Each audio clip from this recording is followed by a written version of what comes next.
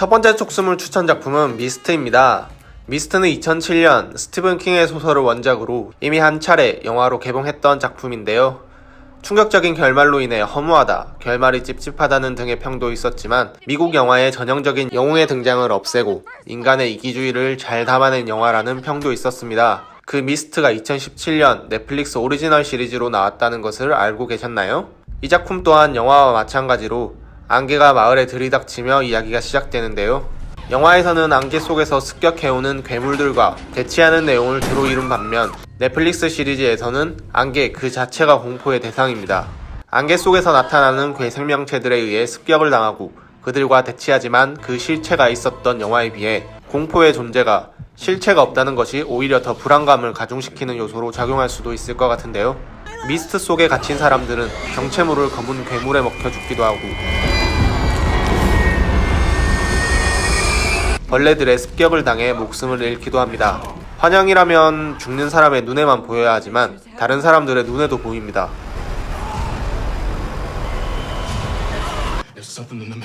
심지어 안개가 촉수가 되어 사람들을 잡아먹기도 하는데요. 영화보다 러닝타임이 길어진 만큼 넷플릭스 미스트에서는 재난 상황 속에서 등장인물들의 심리와 행동을 더 잘 나타내고 있습니다. 영화의 신선한 혹은 충격적인 결말을 흥미롭게 보셨던 분이라면 넷플릭스 오리지널 시리즈의 미스트의 결말은 어떻게 끝날지 추리하며 보는 것도 좋은 시청 포인트가 될 것 같습니다. 두 번째로 소개해드릴 작품은 러브 데스 로봇입니다. 이 작품은 블랙미러처럼 18개의 각기 다른 에피소드로 구성되어 있습니다. 이 중 촉수물이 나오는 에피소드는 무적의 소니인데요. 알 수 없는 미래, 과거 검투사들처럼 인간과 링크된 괴물들이 경기장에서 격투를 벌이는 내용입니다. 경기 시작 전 대주주에게서 소니는 승부 조작 요청을 받지만 단호하게 거절합니다. 경기가 시작되고 주인공 버프를 받은 소니와 링크된 괴물 카니보어는 촉수같이 생긴 꼬리로 경기를 지배해 나가는데요.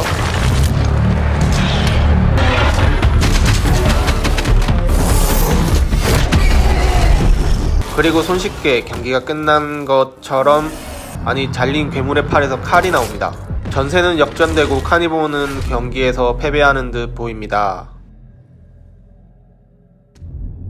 하지만 뾰족한 머리를 통째로 들이밀어 경기에서 승리하는 주인공 소니와 카니보어.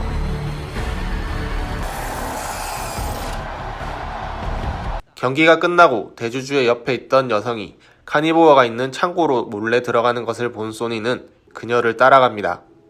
근데 갑자기 분위기가 이건 뭐지? 소니는 통수를 맞고 무참히 살해당하는 듯 싶었는데요. 그런데 스피커에서 소니의 목소리가 계속 들려오기 시작합니다. 죽어도 죽지 않는 소니의 정체, 과연 무엇일까요? 러브데스 로봇의 에피소드 무적의 소니였습니다. 마지막 추천작은 영화 프로메테우스입니다. 미래의 인간들은 인간이 외계인의 유전자 조작을 통해 탄생한 생명체라는 증거들이 발견되면서 인류의 기원을 찾기 위해 탐사대를 프로메테우스호 우주선에 실어 우주로 보냅니다. 그리고 도착한 한 행성. 이 행성에는 인간의 DNA와 100% 일치하는 존재들이 과거에 있었고 그들 또한 이 행성에서 알 수 없는 이유로 모두 죽은 것 같았습니다. 지역을 탐사하던 도중 태풍 때문에 복귀를 하지 못한 일부 일행들은 이곳에 남아 밤을 보내게 됩니다. 그리고 이곳에서 내부를 둘러보던 중 이상한 생명체를 발견하게 되는데요. 힘 좋은 장어같이 생긴 이 괴 생명체의 촉수에 점령당해 대원들은 목숨을 잃고 맙니다. 인공지능 AI인 데이빗은 이곳에서 몰래 가져온 검은 유기물을 의미심장한 말을 하더니 Big things have small beginnings.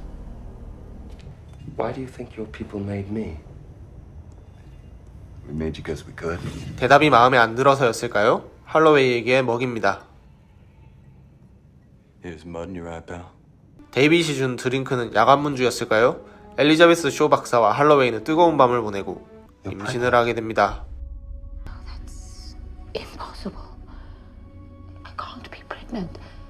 그렇지만 그녀는 임신을 할 수 없다고 하네요. 야간문주를 마셨던 할로웨이도 상태가 이상합니다. 쇼 박사의 뱃속에 들어있는 것의 정체는 무엇일까요?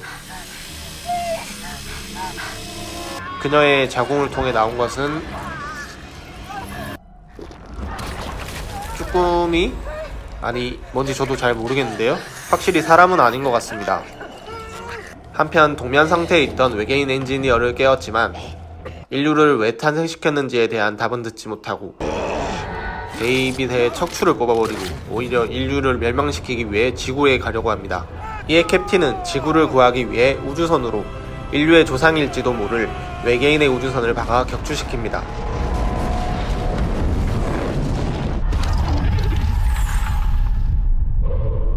그리고 프로메테우스호 최후의 생존자 쇼 박사는 AI 데이빗과 외계인의 다른 우주선을 타고 인류를 만든 존재의 정체를 찾아 다시 떠나게 됩니다.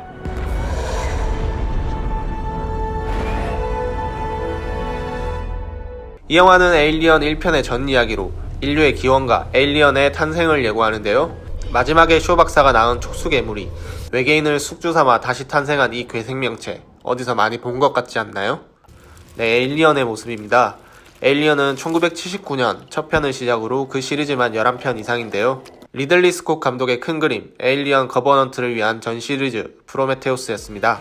이상으로 넷플릭스 촉수물들을 추천해드렸는데요. 이 밖에도 더 다양한 넷플릭스 추천 시리즈를 보고 싶으시다면 구독과 좋아요 부탁드릴게요. 이상 이한레였습니다.